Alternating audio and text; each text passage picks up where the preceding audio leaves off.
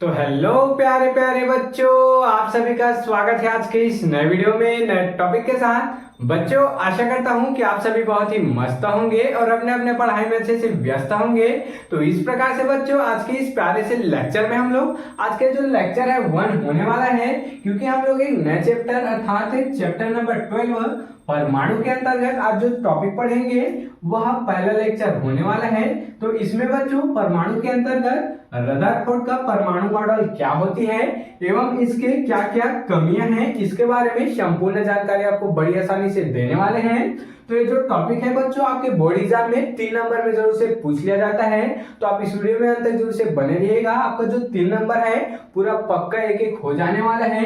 इसमें हम लोग समझेंगे कि रदरफोर्ड ने अपने मॉडल के अनुसार क्या क्या सिद्धांत दिए हैं एवं इसके क्या क्या कमियां हैं, इसके बारे में भी संपूर्ण जानकारी आपको देने वाले हैं। तो चलिए बच्चों, सबसे पहले परमाणु क्या होता है इसके बारे में थोड़ा सा ओवरव्यू ले लेते हैं कि ये रदरफोर्ड जो है, रदरफोर्ड नामक वैज्ञानिक है, इन्होंने अपने मॉडल में सबसे पहले क्या बताया था।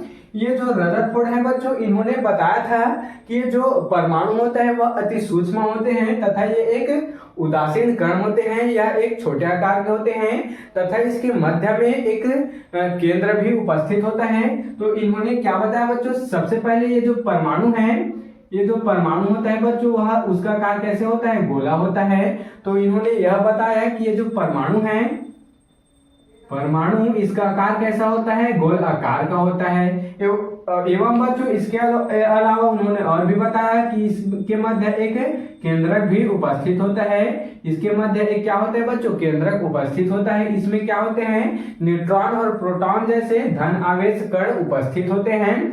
तो चलिए बच्चों, अब इसी परमाणु मॉडल में और क्या क्या सिद्धांत ये जो रदरफोर्ड है इन्होंने दिए हैं अपने नियम के अनुसार, इसको समझने का प्रयास करते हैं। अपने किसके अनुसार बच्चों, जांच पड़ताल के अनुसार क्या क्या दिए हैं। तो सबसे पहला क्या है, परमाणु क्या है बच्चों, परमाणु अति सूक्ष्म, क्या बोला गया, अति सूक्ष्म अर्थात बहुत ही छोटे, अति सूक्ष्म, गोलाकार तथा विद्युत उदासीन कण होता है। यह तो बच्चों यहीं से क्लियर हो गया था कि जो परमाणु होता है वह गोलाकार होता है, अति सूक्ष्म होता है तथा ये एक विद्युत उदासीन क्या होते हैं, कण होते हैं। जो परमाणु होते हैं बच्चों, सारा संपूर्ण जो वस्तु होता है हमारे विश्व में जितने भी वस्तु हैं वह छोटे छोटे परमाणुओं से मिलकर ही क्या होता है, बना होता है तथा ये विद्युत उदासीन होते हैं। इसी प्रकार से रदरफोर्ड ने अपने मॉडल में दूसरा क्या दिया, दूसरा सिद्धांत क्या दिया, तो परमाणु का समस्त धन आवेश व द्रव्यमान मध्य में उपस्थित होता है, जिसे हम लोग नाभिक कह देते हैं। अर्थात बच्चों इसको इन्होंने नाभिक नाम दिया। तो क्या बोला गया, परमाणु का समस्त धन आवेश, अर्थात बच्चों जो धन आवेश होता है, जो धन आवेश वाला जो चार्ज वाला जो क्या होता है, कण होते हैं, वह इसके मध्य में उपस्थित होते हैं तथा जो संपूर्ण द्रव्यमान होता है वह भी इसके मध्य में ही उपस्थित होते हैं, जिसे हम लोग नाभिक कह देते हैं, जिसे नाभिक कहा जाता है। देख सकते हैं ये जो बच्चों केंद्र है इसमें न्यूट्रॉन प्रोटॉन जैसे धन आवेश कण उपस्थित होते हैं। चलिए इसी के तीसरे सिद्धांत को समझ लेते हैं। तीसरा क्या बताया, नाभिक की त्रिज्या 10⁻⁻12 सेंटीमीटर। देख सकते हैं बच्चों माइनस में जा रहा है, अर्थात यह बहुत ही छोटा होता है, इसको नग्न आंखों से नहीं देखा जा सकता है। तो नाभिक की जो त्रिज्या है 10⁻⁻12 सेंटीमीटर होता है, वह परमाणु की त्रिज्या 10⁻⁸ सेंटीमीटर होता है।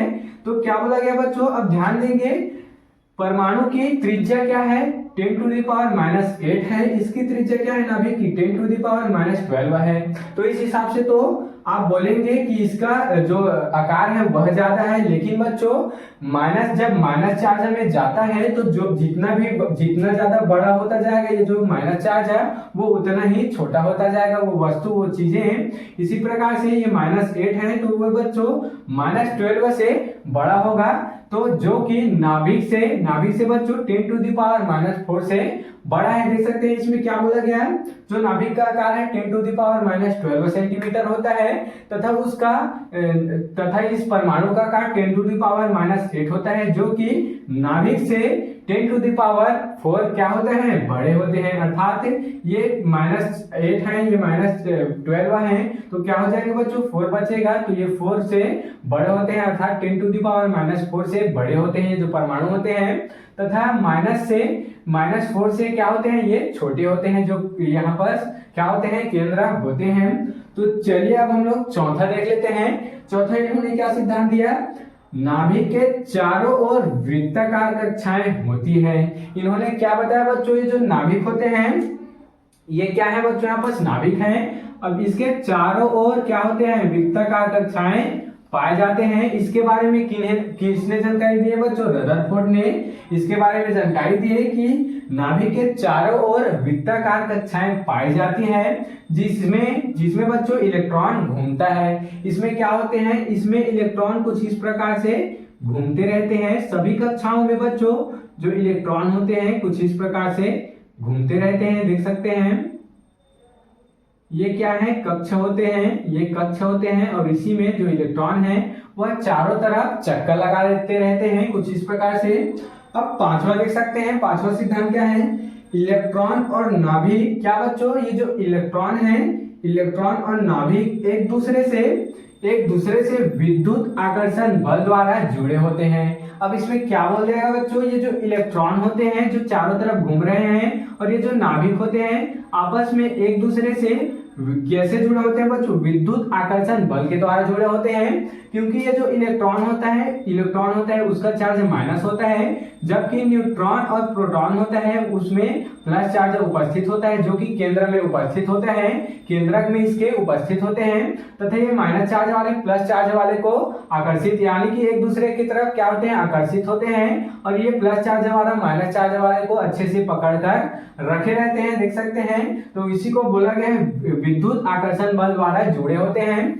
अर्थात केंद्र में प्लस चार्ज हो गया और इधर इलेक्ट्रॉन में माइनस चार्ज हो गया, तो आपस में पकड़कर वह रखे रहते हैं। तो कुछ इस प्रकार से बच्चों रदरफोर्ड ने कुछ अपने मॉडल के हिसाब से अपने मॉडल में ये कुछ पॉइंट बताया है। अब बच्चों ये जो मॉडल है इसमें क्या क्या कमियां हैं, अर्थात इसके सीमाएं क्या होती हैं, रदरफोर्ड परमाणु मॉडल की सीमाएं क्या हैं, कमियां क्या हैं, इसको समझने का प्रयास करेंगे एक बार। तो सबसे पहला क्या बोला गया बच्चों, क्लार्क मैक्सवेल, ये क्या है, एक साइंटिस्ट के नाम है, वैज्ञानिक का नाम है।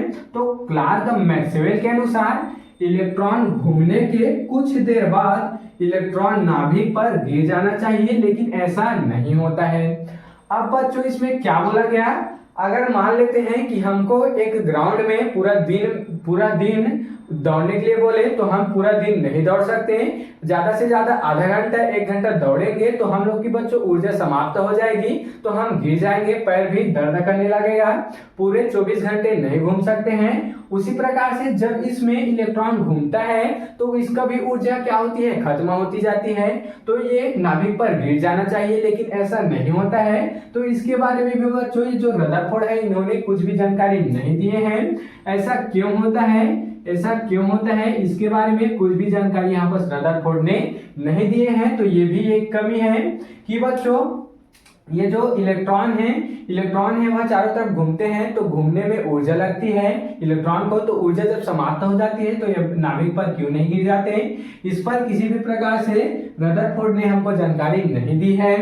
इसी प्रकार से दूसरा देख सकते हैं, यह मॉडल कक्षाओं में देख सकते हैं, यह मॉडल कक्षाओं में इलेक्ट्रॉन के वितरण अर्थात बच्चों इलेक्ट्रॉनिक विन्यास को स्पष्ट नहीं कर सका। अब क्या बोला गया इसमें ध्यान देंगे, ये जो मॉडल है बच्चों रदरफोर्ड का परमाणु मॉडल है, वह इलेक्ट्रॉन के वितरण अर्थात कौन से कक्षा में कितने इलेक्ट्रॉन होंगे, जैसे कि इस कक्षा में कितने इलेक्ट्रॉन होंगे, ये सेकेंड वाले कक्षा में कितने इलेक्ट्रॉन होंगे, 2 होंगे, 4 होंगे कि 8 होंगे, इसके बारे में कुछ भी जानकारी यहाँ पर नहीं दिए हैं। देख सकते हैं, उसी को बोला गया है कि यह मॉडल कक्षाओं के अर्थात बच्चों जो सभी कक्षा होते हैं उसमें इलेक्ट्रॉन के वितरण के अर्थात इलेक्ट्रॉनिक विन्यास को स्पष्ट नहीं कर सका कि किस कक्षा में कितने इलेक्ट्रॉन होंगे, इसके बारे में भी जानकारी नहीं दिए हैं। तो इस प्रकार से बच्चों आज के इस प्यारे से लेक्चर में हम लोग रदरफोर्ड के परमाणु मॉडल एवं इसके कुछ कमियां हैं इसको हम लोग समझ चुके हैं। आप इसका स्क्रीनशॉट यहाँ पर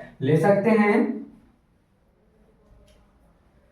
तो बच्चों आशा करता हूं कि आपको यह टॉपिक जरूर से समझ में आया होगा और ऐसी और इम्पोर्टेंट टॉपिक के लिए मेरे चैनल में बने रहिएगा। अगर आप इस चैनल में नए हो तो इसको जल्दी से सब्सक्राइब करके बेल वाले आइकन को दबाकर प्रेस कर लीजिएगा। तो चलिए बच्चों फिर मिलते हैं किसी नेक्स्ट वीडियो में नए टॉपिक के साथ। तब तक के लिए जय हिंद जय भारत।